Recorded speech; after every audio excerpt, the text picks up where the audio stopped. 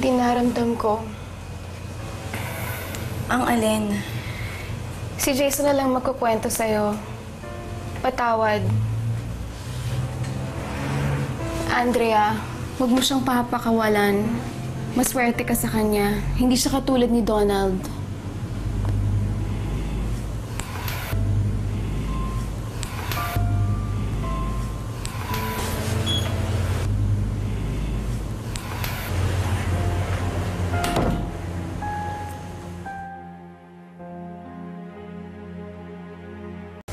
Siguro nihintay mong pasalamat ako sa'yo.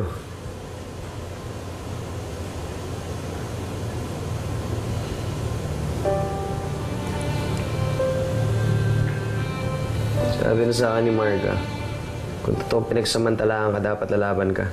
Hindi ka basta tatahimik lang. Hindi ganun yung kilala ko, Andre. Sa bagay, hindi ko rin naman alam kung kilala talaga kita eh. Jason, ginawa ko yung lahat para sa'yo. Ito, baka ito yung kailangan mong pruweba para mapatunayan ko sa'yo hindi natuloy yung pagtatangka sa akin ni Donald. Ito, hindi naman ito yung pinagkakasamahan ng loob ko, Andre. Bakit kailangan mo sa akin ilihim? Hindi naman ganun. Bakit ganun? Jason, hindi ganun. Anong hindi ganun? Ayaw lang kasi kitang masaktan eh.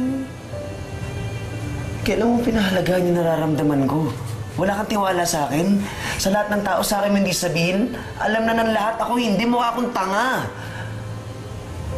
Jason. Ano ako, aligid lang ako sa'yo palagi? Puro problema na lang ng pamilya mo? Pinagmukha mo akong tanga. Hindi naman. Andrea, umalis ka na. Jason, Umalis ka na, please! Jason!